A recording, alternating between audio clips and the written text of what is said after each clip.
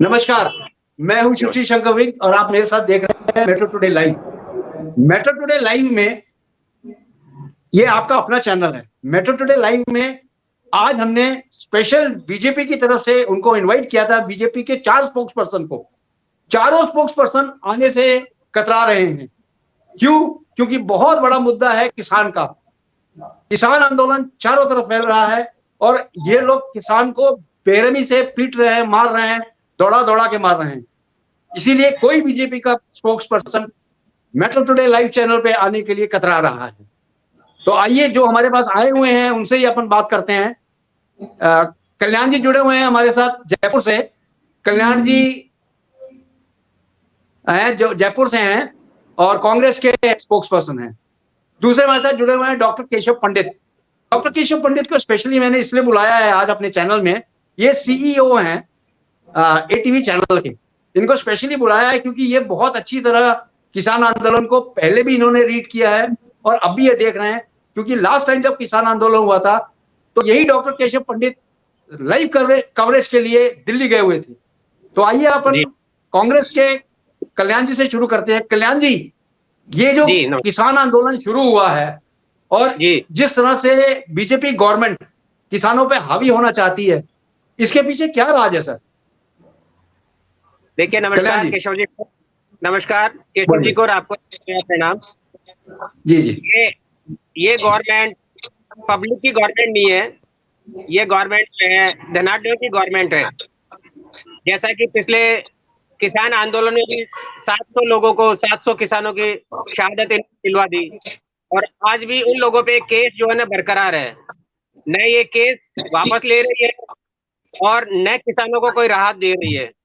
किसान अपने हक का मांग रहे हैं, वो कोई गलत नहीं मांग रहे हैं। वो चाहते हैं कि हमें एमएसपी मिल जाए ताकि हम अपना जो कॉस्ट है वो प्रॉपर रिकवरी कर सकें। और ये गवर्नमेंट कुछ लोगों के धनाढ्य लोगों के साथ में जाकर किसानों का दमन और शोषण करना चाहती है। इस गवर्नमेंट ने हजारों बीघा एकड़ में वेयर हाउस बना दिया जगह जगह पर, उत्तराखंड में, पंजाब में, सब जगह। और सबको मालूम है इन्होंने इनके वेयर हाउस बना दिए। ये किसानों का शोषण करने के लिए बनाया है कि ये लोग बात क्या है कि किसानों से माल खरीदते हैं, जब फसल कटती है तो फसल के वक्त सस्ते दामों में माल निकालते हैं बाहर और अपना अपना गुजारा करते हैं, लोगों को बेवकूफ बनाते हैं। जी जी। तो मैं तो ये कहूंगा कि ये गवर्नमेंट टोटल ही धनाढ्य लोगों की गवर्नमेंट है और जी जी धनाढ्य लोगों की गवर्नमेंट है और पब्लिक हित में बिल्कुल भी नहीं है। जी जी। कल्याण तो, जी, आपसे सीधा सवाल ये है कि क्या इसको राजनीतिकरण दिया जा रहा है इस मुद्दे को, या जो लोकसभा का चुनाव आने वाला है उसको लेके इन्होंने अभी ये चाहते हैं कि इसको और उग्र हो तब जाके इसको कंट्रोल किया जाए? नहीं, इसको राजनीतिकरण नहीं दिया जा रहा है। जो लोग इनके फेवर में बोल रहे हैं या इनके हित में बोल रहे हैं, उन लोगों का दमन किया जा रहा है। उन लोगों का दमन किया जा रहा है जो इनके फेवर में बोल रहे हैं या इनके हक में बोल रहे हैं। तो उन लोगों को भी ये गवर्नमेंट बता रही है, क्योंकि कहीं न कहीं इनका जो है ना स्वार्थ टकरा रहा है। गवर्नमेंट चाहती है कि किसान दबता रहे और हमारे जो मित्र हैं या हमारे सहपाठी हैं जो हमको सपोर्ट कर रहे हैं, वो लोग बाग धनाढ्य होते रहे, जो इनके विरोध में बोल रहे हैं उनको दबाते रहे। तो ये गवर्नमेंट जनरल गवर्नमेंट नहीं कह सकते आप, ये विशेष वर्ग की गवर्नमेंट है, कुछ धनाढ्य लोगों की गवर्नमेंट है और ये उन लोगों को प्रॉपर सपोर्ट कर रही है। पिछली बार भी इन्होंने कल्याण जी, किसान तो केवल एमएसपी पे ही बात करना चाहता है। वो कहता है कि एमएसपी आप कर लो, हम सब चीज आपके मानने के लिए तैयार है। नहीं, एमएसपी भी चाहता है, वो ये भी चाहता है कि जो लखीमपुर खीरी जो कांड हुआ था, आपको मालूम है, जो जिन लोगों की मौत हुई है उन लोगों को कंपनसेशन मिले और उन लोगों को न्याय मिले। साथ ही इसके अलावा जिन लोगों पर बेवजह केस दर्ज किए गए और कई धाराओं में केस दर्ज किए गए, कुछ धाराएं तो ऐसी लगाई गई है जिनमें नॉन बेलेबल है, तो वो धाराएं हटे और एमएसपी की गारंटी दे। और किसान कुछ भी नहीं चाहता, किसान अपने हक के लिए लड़ रहा है। और जैसा कि ये देश है इंडिया, किसान के बलबूते पे ही चल रही है हमारी गवर्नमेंट। और हमारे क्या कि किसानों का ही देश है देखा जाए तो। अब धीरे धीरे करके ये लोग बाग इसको विरोधाभास करके इनको दबाने की कोशिश कर रहे हैं और लोगों को डराया जा रहा है, धमकाया जा रहा है, लोगों को डराया जा रहा है, धमकाया जा रहा है और इसी तरह से ये कि दमन किया जा रहा है, साथ ही किसानों का दमन किया जा रहा है। किसान अपने हक के लिए लड़ रहे हैं और आगे भी लड़ते रहेंगे। आज जी सुबह सर। से ही किसानों के ऊपर ड्रोन से जी। नजरें रखी जा रही हैं और ड्रोन से बमबारी की जा रही है। क्या ड्रोन मुझे तो इसी दिन के लिए बनाया गया था? मुझे तो आश्चर्य हो रहा है कि ये गवर्नमेंट इतना डरी हुई है, इतनी डरी हुई है कि किसानों के लिए टीले लगा दिए, बैरिकेड्स लगा दिए और हजारों की तादाद में, क्या लाखों की तादाद में इन्होंने पुलिस डेप्यूट कर दी, जो ये ठीक जी नहीं है। क्योंकि कोई भी गवर्नमेंट होती है वो पब्लिक की समस्या के लिए सुनने के लिए होनी चाहिए, न कि उनको रोकने के लिए या उनका दमन करने के लिए।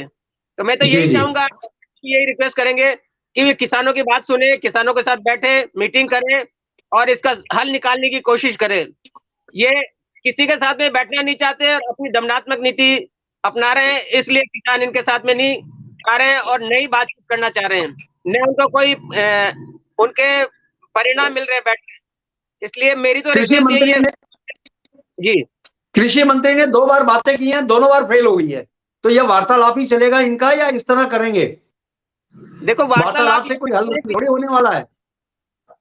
वार्तालाप ये चाहते हैं कि अपनी कंडीशंस पे ये माने, जी जी जी डोमिनेटेड करना चाहते हैं, ये चाहते हैं कि हम जैसा कहें वैसा ये माने किसान। तो जी वैसा जी पॉसिबल संभव नहीं है, वैसा संभव नहीं है कि ये किसान जो है दब जाए, क्योंकि किसान अपने हक की डिमांड कर रहा है, हक का मांग रहा है और गलत नहीं मांग रहा है मेरे हिसाब से। जी जी जी इस पे ज्यादा प्रकाश डालने के लिए हमारे साथ जुड़े हुए हैं डॉक्टर केशव पंडित जी। डॉक्टर जी केशव पंडित जी, आपने पिछले बार वाला भी देखा था जो आंदोलन हुआ था, किसान आंदोलन, जिसको गवर्नमेंट कह रही थी इसको हाईजैक कर लिया है केजरीवाल साहब ने और राजनीतिकरण हो रहा था। आप स्पेशल कवरेज के लिए भी गए हुए थे दिल्ली में, तो उस आंदोलन में और इस आंदोलन में क्या फर्क आप देख रहे हैं डॉक्टर केशव? सबसे पहले तो आप का धन्यवाद, आपके चैनल का धन्यवाद कि आप मुद्दा लगातार उठा रहे हैं। सबसे जी बड़ी जी बात तो ये है कि भारत के अंदर जो है, जो लाल बहादुर शास्त्री जी ने, जो पूर्व प्रधानमंत्री हमारे हैं, उन्होंने जी जी एक नारा दिया था, जय जवान और जय किसान। जय इससे किसान। पहले किसी सरकार ने जो है इस देश के अंदर जो है किसानों को कोई सम्मान नहीं दिया। सम्मान नहीं भले ही जी दिया हो, एक अलग ही कि इस देश के अंदर जो है किसान भगवान है। दूसरा विषय जी आता है कि जिस तरह से जवानों को अब 40 साल, 50 साल, 60 साल में जहाँ रिटायरमेंट मिलती थी, वहाँ अब वो 5 साल में ही रिटायर हो रहे हैं। तो ये दुनिया का जी पहला देश है जहाँ जवान जो है 5 वर्ष में रिटायर हो जाता है। और ठीक उसी तर्ज पर शायद किसान भी अब होंगे जिनको 2-3 घंटे के लिए ही जो है काम करने को मिलेगा खेती के अंदर, वो भी किसान जो है जी घोषित किए जाएंगे। उनको भी किसान बनाने की तैयारी में है, क्योंकि जो दस्तावेज किसानों के पास हैं, मुझे लगता है कि अब किसान उनके ऊपर जो है कहीं भार ज्यादा ना हो, इसके लिए अडानी अंबानी से भी बातचीत चल रही है कि ऐसे दस्तावेज उनको सौंप दिए जाएं ताकि जो किसानों के ऊपर भार है तो वो जो है जी थोड़ा जी सा कम हो जाए, क्योंकि खेती बहुत ज्यादा है बहुत सारे किसानों के हम्म पास। तो वो खेतियां अगर मुझे लगता है अडानी अंबानी को अगर सौंप दी जाएंगी तो ये भार कम हो जाएगा और उनको किसान बनाया जाएगा। ऐसा नहीं है, सरकार पूरी तैयारी में है, किसान बनाया जाएगा। उनको हर रोज जी सुबह जी शाम 1-1 घंटे के लिए जो है खेत में देखभाल के लिए काम करने के लिए बुलाया जाएगा और उनको वो तमगा भी दिया जाएगा कि आप किसान हैं, इस चीज का एहसास उनको हर रोज कराया जाएगा। ऐसा नहीं है। जी जी लेकिन साथ ही जी आपको जी 2 बड़े विषय आपको बताता हूं। आज जब हम्म कांग्रेस इन आंदोलनों को हाईजैक करती है, ये कोई नया नहीं है, इससे पहले बीजेपी ने जी किया था तो कांग्रेस करती है जो विपक्ष में है। हम्म लेकिन वो जाते जाते एक भी ऐसा बिल नहीं बना के जाते हैं, चाहे कुछ भी हो जाए, चाहे खत्म हो जाए, मर जाए, लेकिन पार्टियां कभी भी किसानों के हित में जो है एक भी कानून ऐसा नहीं बना कोई करके जाएंगी जिसके लिए शायद आने वाली सरकारें मजबूर हो जाएं काम करने के लिए। कांग्रेस कम से कम जानती थी कि हम जाने वाले हैं, तो जाते जाते ही आप सही एक छोटा सा बिल बना देते तो मुझे लगता है कि आने वाली सरकार को उस कानून का पालन करना ही पड़ता, चाहे कुछ भी हो जाए, उसके बावजूद वो करते। अब आते हैं कि एक ऐसे मैं तो ये कहूंगा कि लायक ही नहीं है, क्योंकि नालायक शब्द भी इनके लिए मुझे लगता है नालायक शब्द की भी जो है अवहेलना होगी। ऐसे ऐसे कृषि जी मंत्री भेजे जा रहे हैं, बनाए जा रहे हैं, जिनको जुताई खुदाई का कोई ज्ञान नहीं है, कोई ज्ञान नहीं। जिनको खेतीबाड़ी का कोई ज्ञान नहीं है, कोई अनुभव नहीं है। ऐसे अनुभवहीन, और जो अपने कुतर्कों के साथ जब किसानों के सामने बैठेंगे, तो आप बताइए कि किसान कैसे समस्या रख पाएगा, जिसको ये अनुभव ही नहीं है कि ठंडी के अंदर, ठंडी में, गर्मी में, बारिश के दौरान जो है किसान कितनी पीड़ा सह करके फसल का उत्पादन करता है और फिर वो जो है बेचता है। अच्छा, दूसरी बात, एमएसपी केवल अंतिम समाधान नहीं है। एमएसपी भी अगर आ जाए तो उसके बावजूद भी इस देश में महंगाई बढ़ेगी।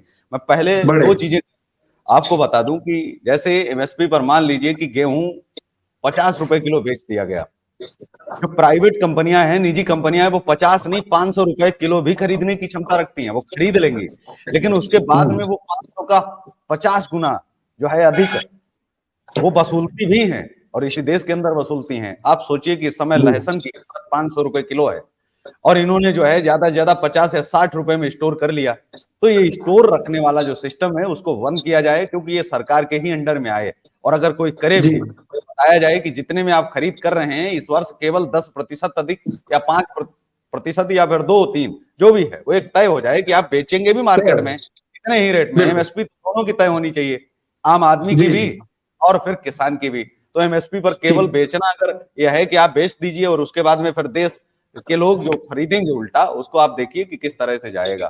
इस देश के अंदर हमने हमेशा कहा है, अब देखिए जिस समय मोदी जी आए थे उस समय 33 किसान हर रोज आत्महत्या कर रहे थे, वर्तमान में 51 किसान जो है आत्महत्या हर रोज कर रहे हैं। इसके लिए भी बधाई के पात्र मोदी जी और मोदी जी की सरकारें भी, क्योंकि वो बधाई के पात्र इसलिए भी हैं कि उनको मालूम है कि हमारे शासन में क्या हो रहा है। ये जानते हुए भी ऐसे कृषि मंत्री बनाएंगे जिनको न तो बोलने का ढंग है, न जिनके पास कोई अनुभव है और हमें कोई नॉलेज नहीं है। इस देश के अंदर चौधरी चरण सिंह को भारत रत्न देने से केवल काम नहीं चलेगा। इस देश के अंदर कृषि मंत्री अगर किसी को बनाना है तो चौधरी चरण सिंह जैसे लोगों को कृषि मंत्री बनाना पड़ेगा, ताकि जो है सुधार आए कृषकों की जो है उसमें। तो सम्मान दीजिए, कोई मना नहीं करता है, लेकिन इस देश के अंदर चौधरी चरण सिंह पैदा होने बंद नहीं हो गए हैं। मुझे लगता है कि चौधरी चरण सिंह जैसे नेता, राजनेता आज भी हैं, आप उनका सम्मान कीजिए, सही जगह और सही दीजिए, वो आज भी हल निकाल सकते हैं इस चीज का। दूसरा, तीसरा, इस देश के अंदर मैंने एक चीज बताई कि किसान और आम आदमी बड़ी जो है समस्या से पीछे आ सकता है। वो एक वजह थी कि पेट्रोल और डीजल को जीएसटी के दायरे में लाना। आपको मैं बता दूं कि पेट्रोल और डीजल पर लगभग 28 से अधिक कर लगते हैं, और वो तेल जिसे हम श्रीलंका में केवल 49 रुपीज में बेच रहे हैं, 49 रुपए में, 50 रुपए में भी नहीं, और हम अपने ही देश के अंदर 100 से लेकर के 110, 115 तक जो है उसको खरीदते हैं अपने देश के। मतलब हमसे तो ज्यादा सुखी हमारे पड़ोसी हैं, क्योंकि वो भारत से इतने कम दामों में तेल ले पा रहे हैं। आप ये देख लीजिए, और उनको भारत दे भी रहा है, लेकिन अपने ही देश के लोग जो है उसी तेल को दोगुने दामों पर खरीदते हैं और फिर जाके जो है उसका इस्तेमाल कर पाते हैं। अगर पेट्रोल, मान लीजिए कि डीजल अगर 100 रुपए में है और वो 50 रुपए में अगर आ जाए, तो जो फसल में 4 पानी लगते हैं, 5 पानी लगते हैं, तो वो 10 पानी लगेंगे, मतलब फसल का उत्पादन बढ़ेगा। अच्छा, दूसरा, जो फसल आप मंडी तक ले जाने में 10,000 रुपए खर्च आएगा, वहां 5,000 हो जाएगा, मतलब आपको 5,000 रुपए बच रहा है आपका। जो दिल्ली से या शिमला से या फिर चंडीगढ़ से या फिर जयपुर से जो सामान यातायात का जो है आने जाने का जो खर्च लाखों रुपए आ रहा है, वो 50% हो जाएगा। मतलब सेब ले जाने में 1 लाख रुपए की कीमत आ रही है कि यहाँ से मान लीजिए कि महाराष्ट्र गया, मुंबई अगर जाता है शिमला से, तो वहां लागत आ रही है से भेजा गया 1 लाख रुपए। और जैसे ही पेट्रोल, डीजल या पेट्रोल दोनों जो है 50 रुपए में अगर बिक रहे हैं, जीएसटी के दायरे में आएंगे तो 50 रुपए से भी कम में रह जाएंगे। तो वो जो लागत है, जो आने जाने का खर्च है, वो आधा हो जाएगा, लाख रुपए से 50,000। अब 50,000 रुपए अगर बचेगा वो फसल ले जाने आने में, तो आप सोचिए कि महंगाई तो कम होगी ही, साथ ही निजात भी मिलेगी। एक तो इससे किसको किसको निजात मिल रही है? एक आम आदमी जो एक महीने में मान लीजिए कि अगर कार है तो वो 3,000 रुपए का पेट्रोल फूक देता है, या मान लीजिए कि वो 5,000 रुपए का पेट्रोल फूक देता है। अगर ये 50 रुपए मिलने लगेगा तो 2,500 रुपए केवल जो है उसकी लागत आएगी, 2,500 रुपए उसका हर महीने सेव होगा। वो 2,500 से उसकी जो है पढ़ाई हो सकती है बच्चों की, या फिर अन्य कामों में वो लगा सकता है। दूसरा, जो विद्यालयों के अंदर भी जो वाहन हैं, जिनकी जो है जिन पर खर्चे आते हैं, जो दोगुना खर्च है वो आधा हो जाएगा। तो जाहिर सी बात है कि कहीं ना कहीं जो फीस का वो कम हो जाएगा। तो बहुत सारी ऐसी चीजें हैं। ये देश जो है केवल जितना वाहनों पर चल रहा है, क्योंकि आयात और निर्यात में जितना खर्च आ रहा है वो निश्चित तौर पर बहुत कम हो जाएगा, और किसानों को इससे बहुत बड़ा फायदा होगा। जो किसान खेत जी। जुताई यहाँ पर 2,000 रुपए लग रहा है, उसने कहा कि 2,000 रुपए में हमारा खेत जुत रहा है। मुझे लग रहा है कि वो जुताई का खर्च 1,000 हो जाएगा, तो वो भी सुकून से वो 1,000 का कहीं ना कहीं अच्छा बीज ले पाएगा और अच्छी जो है लागत के साथ में उस फसल का उत्पादन कर पाएगा, ताकि जो है अच्छा उत्पादन हो और जो स्थिति है जी। वो किसान की जो है और मजबूत होगी और बढ़ेगी, सुदृढ़ होगी। तो मेरा यही मानना है कि किसानों की आत्महत्या रोकने के लिए सबसे पहले तो पेट्रोल और डीजल को जीएसटी में अगर ला दे सरकार, तो आम आदमी, किसान और इस देश के अंदर दोनों ही मरने कम हो जाएंगे। मजदूर भी बहुत कम मरेगा, किसान भी बहुत कम मरेगा और दोनों ही बैलेंस में आ जाएंगे। बाकी चीजें बाद में करें, लेकिन ये बहुत जरूरी है कि वर्तमान में करने की बहुत जरूरत है। लाख रुपए का खर्च 50,000 आ जाएगा तो उसको कर्ज लेने की जरूरत ही नहीं, आवश्यकता ही नहीं पड़ेगी। जी जी केशव जी, एक चीज पे आप पॉइंट आउट कर रहे हैं कि ये आंदोलन क्या आंदोलन ही रह जाएगा या इस पे कोई बातचीत भी चलेगी। मुझे तो नहीं लगता है कि गवर्नमेंट पहल करेगी बातचीत के लिए, क्योंकि अभी गवर्नमेंट ने एक पहल कर दी है कि चारों तरफ किसान आंदोलन शुरू हो गया है। अभी अभी हमारे पास न्यूज आई है कि दौसा में भी किसान आंदोलन स्टार्ट हो गया है। दौसा में भी बसों पे पथराव चालू हो गया है। इसका मतलब राजस्थान भी इस आग में झोंका जाएगा। देखिए, दो चीजें हैं। मेरा ये मानना है कि जी वो जी किसान तो नहीं हो सकते हैं जो अपने ही राष्ट्र की संपत्ति का नुकसान चाहें। किसान वो है ठीक जो है। अपनी फसल में एक पत्ती भी अगर उसमें जो है कीड़ा लग जाए तो उस पत्ती को तोड़ के फेंकता है, वो भी खराब फसल। ठीक खराब फसल का भी एक बार ठीक प्रयास करता है कि ये खराब न हो, फिर वो अपनी ना राष्ट्र हो। की संपत्ति का नुकसान कैसे कर सकता है, पहला तो ये तय करना होगा। क्योंकि हमेशा पार्टियां हाईजैक कर लेती है और फिर वो पार्टियां कितने जी कैसा रंग देंगी, हरा देंगी, लाल देंगी, गुलाबी देंगी, पीला देंगी, काला जी देंगी, रंग कौन सा जी चढ़ेगा, उन आंदोलनों में ये देखने वाली बात होती है। लेकिन साथ ही आपको हम जी ये आश्वस्त करते हैं कि जो किसान हैं वो ऐसी चीजें नहीं चाहते हैं। इस बार किसान नहीं वास्तव चाहते। में चीजें कर रहे हैं, जो अच्छी जगहों से निकले हैं वो लगातार संदेश दे रहे हैं कि हमारा मकसद आपको प्रभावित करना नहीं है, हमारा मकसद आपको रोकना नहीं है, हमारा मकसद सरकार से लड़ना नहीं है, हमारा मकसद सिर्फ न्याय पाना है, हक पाना है और अपनी जो मांगे हैं वो पूरी करवाना है। इसके अलावा हमारी कोई जी मांग नहीं है। जो आप कह रहे हैं जी कि आंदोलन, पिछली बार का जो आंदोलन आपने बताया, तो पिछली बार जो आंदोलन हुआ था उसमें बहुत सारी ऐसी चीजें आ गई थी जिसको लेकर, देखिए जब कोई आप आंदोलन कर रहे हैं, सरकार के हाथ में क्या नहीं है, सिस्टम है, उनके हाथ में पूरी मशीनरी है, आपके आंदोलन को खराब कर सकते हैं, आपके ऊपर ब्लेम लगवा सकते हैं। आप स्टूडियो में बैठे हैं, आपके आपके स्टूडियो में अगर वो ड्रग्स कल को निकलवा दे, पुलिस वाले आपको पकड़ने आए और आपके साथी आपको जो है पिस्टल लगा दें और कहें कि नहीं ये तो साहब के जो है हमने वहीं से पाया है, तो आप सोचिए जी ड्रग्स आपके घर बरामद कर ले तो पूरा देश क्या मानने लगेगा बिग साहब को। आप ईमानदारी का कितना भी आप सर्टिफिकेट देते रहे, कितनी भी सफाई आप दे, लोग आपको, आप लोगों की नजरों में गिर जाएंगे, राष्ट्र आपको वो सम्मान दे नहीं बिल्कुल पाएगा।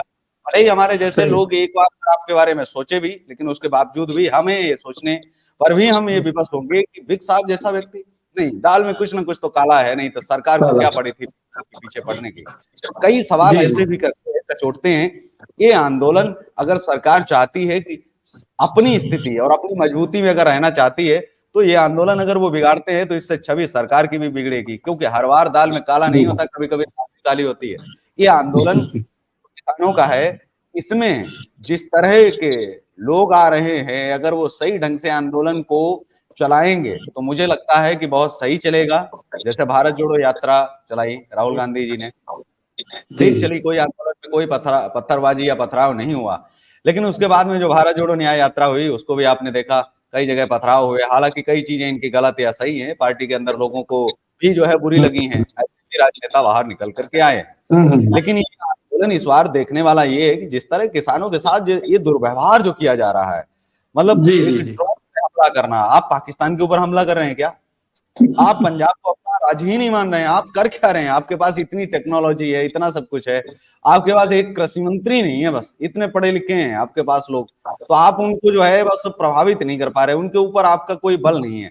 और देखिए जी आप हरियाणा को कैसे अलग किया, हरियाणा के गांव गांव में पुलिसकर्मी जाके बोल रहे हैं अगर आप आंदोलन में शामिल हुए तो हाथ पैर तोड़ देंगे, बच गए तो जी आपके जी बेटे के और बच गए तो नौकरी खा लेंगे, और बच गए तो केस ठोक देंगे, और बच गए तो जेल में डाल देंगे। तो बहुत सारी चीजें ऐसी हैं जिनको लेकर के मेरा ऐसा मानना है कि सरकार सत्ता का दुरुपयोग कर रही है, इसे दुरुपयोग कहना कहते हैं। हालांकि भाजपा की जी कई नीतियों का समर्थन करता हूं, उन्होंने बहुत सारे प्रयास किए हैं कि अच्छा हो जाए, कोशिश की है, लेकिन ऐसे में किसानों को आश्वस्त करना भी उनकी बड़ी जिम्मेदारी थी, जो वो शायद करने में हुए हैं। जैसे उदाहरण आपको देता हूँ, पिछली बार जो किसान था वो पूरे देश भर से उग्र हुआ था, इस बार भी होगा, लेकिन इस बार शायद एक साथ करके ये कई राज्यों को धीरे धीरे करके जो है ये आंदोलन उठेगा। लेकिन अगर आप सोचिए इस देश के अंदर सभी राज्यों के किसान अगर आंदोलन का उग्र रूप ले लिया और एक बार जो है दिल्ली की तरफ बढ़ गए, मुझे नहीं लगता है कि इस देश में कोई आर्मी या फिर इस देश में कोई भी व्यक्ति उनको रोक पाएगा। तो अभी ये आंदोलन बहुत ही अभी शुरुआती कदम है, आगे चल करके कान पकड़ करके सरकार माफी न मांगे पिछली बार की तरह, इस बार उनको चाहिए किसानों को अभी शांत कर लें। बहुत भलाई है, अभी बहुत सस्ते में निपट जाएंगे, क्योंकि आने वाले समय में जो नुकसान होगा वो देश का भी होगा, सरकारों का तो होगा ही, और साथ में शायद बहुत सारी मौतें भी हो पिछली बार की तरह और उससे ज्यादा भी हो सकती है। सरकार भी अपने लोग खो सकती है और आम जनता और किसान, और शायद कोई अपने बेटे को खोएगा, कोई अपने पिता को खोएगा। तो तमाम ही चीजें होंगी जिनकी भरपाई कभी नहीं हो सकती। जी जी जी कल्याण जी, आपका केवल मैं 5 मिनट और लूंगा। 5 मिनट आप कंक्लूजन बता दें कि क्या ये आंदोलन, किसान आंदोलन इसी तरह चलता रहेगा या किसानों की मांग को सुना जाएगा बगैर किसी ड्रोन हमले के या बगैर किसी फायरिंग के? कल्याण जी, इसके बारे में बताएं। देखिए, इस गवर्नमेंट के मान के चलिए कि इनके गले में एक फांस लग चुकी है ये, और ये ऐसी फांस है जो न निकलते बन रही है न निकलते बन रही है। इन्होंने करोड़ों रुपए इन्वेस्ट करवा के अडानी और अंबानी के वेयर हाउस बना दिए हैं। अब न तो उन वेयर हाउस को डिस्ट्रॉय कर सकती है और न किसानों की मांग कर सकती है। इसलिए ये चाहेगी कि किसान दब जाए और किसानों के साथ में जाती हो और अपने रईस दोस्तों को मुनाफा हो। तो गवर्नमेंट की पॉलिसी यही रही है और यही रहेगी। ये जैसे भी कर आके इसको किसी केस में या और किसी शाम दाम दंड भेद जिसे बोलते हैं, किसी भी तरह से इन लोगों को दबाना चाहेगी। इन लोगों ने इस तरह की स्थितियां कर रखी है जैसे बॉर्डर पे कर देते हैं।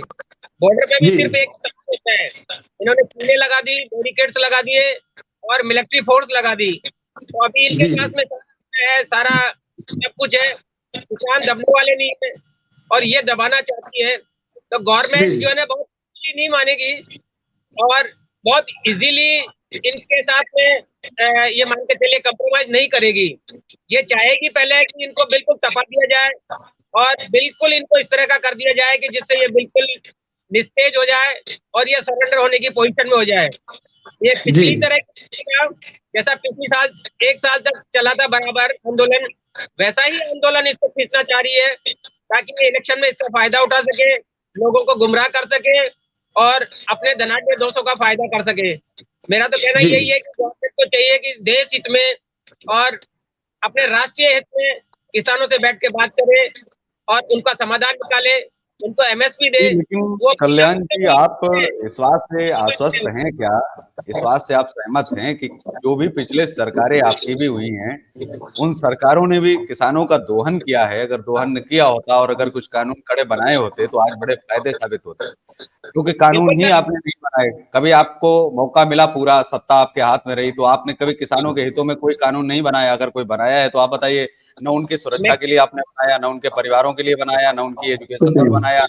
आपने कोई कानून नहीं बनाया इस देश के अंदर, तभी उसका मुआवजा भुगत रहे हैं। माना कि एक तानाशाही सरकार रही 10 सालों से, लेकिन आज 60 साल तो आपने भी मलाई खाई है, सत्ता में आपकी सरकारें भी नहीं, ऐसा नहीं है। जी, केशव जी की बात से सहमत हूँ, मैं केशव जी की बात से सहमत हूँ। मैं डिनाई नहीं कर रहा कि पिछली गवर्नमेंट जो रही है, कांग्रेस की रही है, उन्होंने भी इनकी तरफ बहुत ज्यादा ध्यान नहीं दिया। बाकी पिछली गवर्नमेंट 60 साल में इस तरह के आंदोलन कभी नहीं रहे जिसमें ये कि 700 की शहादत हो जाए या फिर बैरिकेड्स लगा दिया जाए या फिर इसका मिलिट्री फोर्स लगा दिया जाए। पहले भी हुए आंदोलन, चौधरी चरण सिंह जी के टाइम पे भी हुए आंदोलन और इन्होंने बैठ के समाधान निकाला है। तो हर चीज का समाधान निकल सकता है, हर चीज का समाधान निकल सकता है। जो गलतियां कांग्रेस ने करी, मैं चाहता हूँ कि बीजेपी वाले नहीं करें और अपनी तानाशाही छोड़ इनके साथ में समझौता करें, इनके दुख दर्द को समझे। अगर किसान खुश रहेंगे तो मैं मानता हूं कि हमारा देश खुश रहेगा।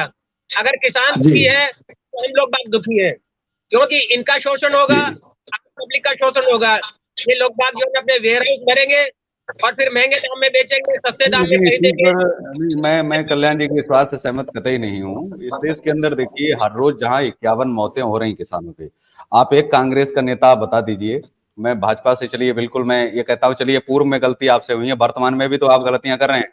अगर किसी कहीं ब्राह्मण, अगर कोई बलात्कारी पाया जाता है, कोई लड़का या ऐसा आरोपी अगर पाया जाता है, तो आप जो है फिर दलित और मुस्लिम अगर है तो वहां पहुंच जाएंगे राहुल गांधी, प्रियंका गांधी जी भी, क्योंकि विपक्ष हमारा जिम्मेदार है, केवल एक ही चीज में नहीं होना चाहिए। लेकिन कभी किसी किसान की आत्महत्या करने पर तो किसी भी एक नेता का आप घर बताइए कि उसने आत्महत्या की और हमारा नेता वहां पहुंचा, वो गरीब था उसने ऐसा किया। जबकि 51 मतलब 51 मौतें हो रही हैं देश के अंदर, तो क्या वर्तमान में भी तो विपक्ष रहा है।